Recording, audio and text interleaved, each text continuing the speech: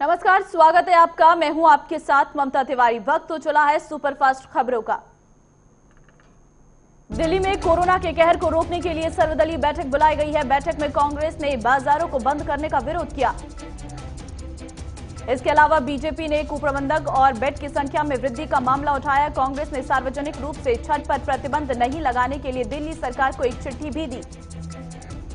बैठक के बाद दिल्ली के मुख्यमंत्री अरविंद केजरीवाल ने कहा कि ये वक्त राजनीति करने का नहीं है, ये समय सेवा करने का है। जितनी हमें सेवा करेंगे लोगों की, उतने लोग हमें याद रखेंगे। सीएम केजरीवाल ने कहा कि हम चाहते हैं कि लोग धूमधाम से छठ मनाएं, लेकिन सार्वजनिक जगह पर छठ न मनाएं। आप लोगों से निवेदन है कि छठ को घर पर ही मनाएं। दिल्ली में अब मास्क नहीं पहनने पर 2000 रुपए का जुर्माना लगेगा। इसका ऐलान खुद अरविंद केजरीवाल ने किया।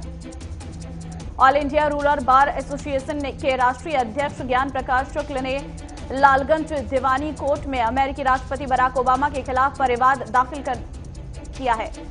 उत्तर प्रदेश के प्रतापगढ़ जिले की कोर्ट में दायर ये परिवाद ओबामा की किताब से जुड़ा है। इस पर 1 दिसंबर को सुनवाई होगी।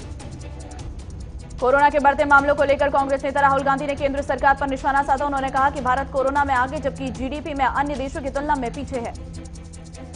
बिहार के पूर्व मुख्यमंत्री जीतन राम मांझी को बिहार विधानसभा के प्रोटेम स्पीकर नियुक्त किया गया है। राज्यपाल फागू चौहान ने राजभवन में मांझी को इस पद की शपथ दिलाई।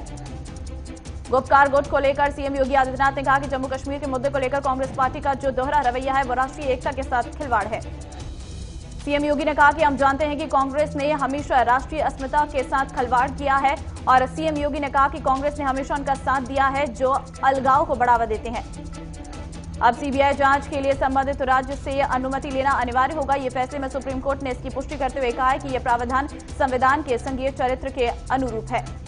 बीजेपी के मिशन बंगाल के तहत अमित शाह और जेपी नड्डा हर महीने बंगाल का दौरा करेंगे, जिस पर ममता बनर्जी का कहना है कि बाहरी लोग बंगाल में अशांति पैदा कर रही हैं। आरोपों में घिरे बिहार सरकार में मंत्री मेवालाल चौधरी ने आज पदभार संभालने के कुछ घंटों बाद ही इस्तीफा दे दिया है। मेवालाल चौधरी पर भ्रष्टाचार के आरोप लगे हैं। प्रधानमंत्री नरेंद्र मोदी ने आज वीडियो कॉन्फ्रेंसिंग के माध्यम से बेंगलुरु टेक समिट 2020 का शुभारंभ किया। बेंगलुरु टेक समिट का आयोजन 19 नवंबर यानी आज से 21 नवंबर तक होगा। इस 3 दिवसीय खास कार्यक्रम में नई तकनीक के साथ महामारी के बाद आने वाली प्रमुख चुनौतियों पर चर्चा की जाएगी। समिट में ऑस्ट्रेलिया के प्रधानमंत्री भी हिस्सा लेंगे। कार्यक्रम में लोगों को संबोधित करते हुए प्रधानमंत्री नरेंद्र मोदी ने कहा कि डिजिटल इंडिया जीवन जीने का एक नया तरीका बन गया है। कांग्रेस सांसद राहुल गांधी ने अपनी दादी और पूर्व प्रधानमंत्री इंदिरा गांधी को उनके 103वें जयंती पर याद करते हुए श्रद्धांजलि दी। उनका जन्म 19 नवंबर 1917 को हुआ था। राहुल गांधी ने अपने ट्विटर अकाउंट पर लिखा है कि एक कार्यकुशल प्रधानमंत्री और शक्ति स्वरूप श्रीमती इंदिरा गांधी जी की जयंती पर श्रद्धांजलि। पूरा देश उनके प्रभावशाली नेतृत्व की आज भी मिसाल देता है। वहीं कांग्रेस प्रवक्ता रणदीप सुरजेवाला ने उन्हें याद करते हुए कहा कि विश्व भर में लौह महिला कहलाई जाने वाली भारत की एकमात्र महिला प्रधानमंत्री श्रीमती इंदिरा गांधी जी की जयंती पर उन्हें शत शत नमन। इंदिरा गांधी भारत की प्रथम महिला प्रधानमंत्री थी। इंदिरा गांधी ने 1966 से 1977 के बीच लगातार 3 बार देश की भागदौड़ संभाली और इसके बाद 1980 में दोबारा इस पद पर पहुंची। पूर्व आईपीएस अफसर किरण बेदी ने पूर्व प्रधानमंत्री के साथ अपनी एक पुरानी फोटो साझा करते हुए श्रद्धांजलि अर्पित की। किरण बेदी ने अपने ट्विटर हैंडल पर लिखा, हैप्पी बर्थडे मैम, आप मेरी प्रेरणा रही हैं। जम्मू कश्मीर में सुरक्षा बलों को बड़ी कामयाबी मिली है। सुरक्षा बलों ने 4 आतंकियों को मार गिराया है। फिलहाल इलाके में तलाशी जारी है। जम्मू श्रीनगर नेशनल हाईवे स्थित नगरोटा में बान टोल प्लाजा के पास ये मुठभेड़ हुई है, जहां एक ट्रक में सवार 4 आतंकी जम्मू कश्मीर हाईवे के रास्ते कश्मीर जा रहे थे। मुठभेड़ के चलते जम्मू श्रीनगर राष्ट्रीय राजमार्ग को फिर बंद कर दिया गया है और जिस ट्रक में आतंकी गए थे उसका नंबर जम्मू कश्मीर का है। इस घटना की जानकारी देते हुए आईजी मुकेश सिंह ने बताया कि आतंकियों के पास 11 AK-47 rifle, 3 pistol, 29 grenade, mobile phone, compass, गोला बारूद और अन्य उपकरण बरामद हुए हैं। गृह मंत्री अमित शाह की ओर से गुपकार गैंग वाले बयान पर पूर्व सीएम फारूक अब्दुल्ला ने कहा है कि गृह मंत्री का यह कहना बहुत दुखद और दुर्भाग्यपूर्ण है। मुझे नहीं लगता है कि उन्होंने फारूक अब्दुल्ला के इतिहास को पढ़ा है।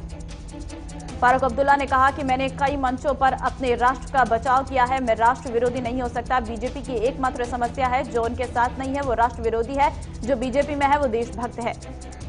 पूर्व सीएम देवेंद्र फडणवीस ने उद्धव सरकार पर निशाना साधते हुए कहा कि राज्य के लोग मुंबई से अहमदाबाद बुलेट ट्रेन चाहते हैं, लेकिन शिवसेना, एनसीपी और कांग्रेस की महाविकास आघाड़ी सरकार ऐसा नहीं चाहती थी। दिल्ली पुलिस की गिरफ्त में मौजूद जैश-ए-मोहम्मद के 2 संदिग्ध आतंकियों से पूछताछ में अहम खुलासे हुए हैं। दोनों के फोन में 40 से अधिक पाकिस्तानी नंबर सेव पाए गए हैं। मौसम विभाग के मुताबिक दिल्ली में इस हफ्ते तापमान गिरकर 7 डिग्री तक पहुंच सकता है। आज सुबह दिल्ली का न्यूनतम तापमान 9 डिग्री दर्ज किया गया है, वहीं अधिकतम तापमान 25 डिग्री सेल्सियस रहा। देश में कोरोना के दैनिक मामलों में एक बार फिर वृद्धि देखने को मिली है। पिछले 24 घंटे में 45,576 नए संक्रमित मिले हैं, जबकि 585 लोगों की मौत हुई है। देश में अब तक कुल 89,58,484 लोग इस खतरनाक वायरस की चपेट में आ गए हैं। वहीं मरने वालों का आंकड़ा 1,31,600 के अधिक हो गया है। रात की ये बात है कि इस संक्रमण मुक्त होने वाले मरीजों की संख्या बढ़कर 43 लाख के पार पहुंच गई है। इसके साथ ही देश में एक्टिव केस की संख्या 4,43,000 से के करीब हो गई है। दिल्ली में बुधवार को कोरोना वायरस के नए आंकड़ों में सारे रिकॉर्ड तोड़ दिए हैं। राजधानी में एक दिन में संक्रमण के 7,486 नए मामले सामने आए हैं, जबकि 141 मरीजों की मौत हो गई है।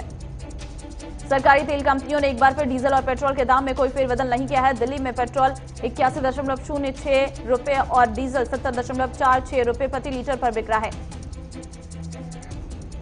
जोमेटो ने एक नई सर्विस शुरू की है, जिसमें ग्राहक खुद अपना ऑर्डर पिक कर सकेंगे और कंपनी रेस्टोरेंट से कोई भी कमीशन नहीं लेगी। त्योहारी सीजन के बावजूद डोमेस्टिक एयर पैसेंजर की संख्या में भारी गिरावट आई है। यात्रियों की संख्या में 1 साल पहले की तुलना में 57.21% घटकर 52.71 लाख रह गई है। हीरो मोटोकॉर्प ने 32 दिन के फेस्टिव सीजन में 14 लाख से अधिक मोटरसाइकिल और स्कूटर्स बेचे हैं। कोरोना महामारी के बावजूद भी अच्छी खुदरा बिक्री हुई है। सार्वजनिक क्षेत्र के यूको बैंक ने होम लोन पर ब्याज दर 0.25% घटा दी है। बैंक ने बयान में कहा है कि संशोधित होम लोन पर ब्याज दर 6.90% से शुरू होगी। दुनिया भर में अब तक 5,65,00,000 लोग कोरोना की चपेट में आ चुके हैं। इनमें से अब तक 13,53,871 लोगों की मौत हो चुकी है। दुनिया में पिछले 24 घंटे में कोरोना वायरस के 6 लाख से अधिक मामले सामने आए हैं, वहीं 10,801 से अधिक लोगों की मौत हुई है। चीन ने दावा किया है कि भारत से चीन निर्यात किए गए फ्रोजन मछली के पैकेट पर कोरोना वायरस के नमूने पाए गए हैं। डोनाल्ड ट्रंप ने एक बार फिर राष्ट्रपति चुनाव में अपनी जीत का दावा किया है। ट्रंप ने इसके साथ ही पूरे अमेरिका में चुनाव में धांधली के आरोप को भी दोहराया। अमेरिका में डोनाल्ड ट्रंप ने गृह मंत्रालय के अधिकारी को बर्खास्त कर दिया है। बता दें कि गृह मंत्रालय के अधिकारी ने राष्ट्रपति पद के चुनाव को सुरक्षित बताया था। सलमान खान के ड्राइवर और घर के 2 स्टाफ की रिपोर्ट कोरोना पॉजिटिव आई है, जिसके बाद एक्टर ने खुद को 14 दिन के लिए आइसोलेट कर दिया है। अमिताभ बच्चन की फिल्म झुंड की मुसीबतें बढ़ गई हैं। सुप्रीम कोर्ट ने फिल्म के प्रदर्शन पर रगी लोग को हटाने से इनकार कर दिया है।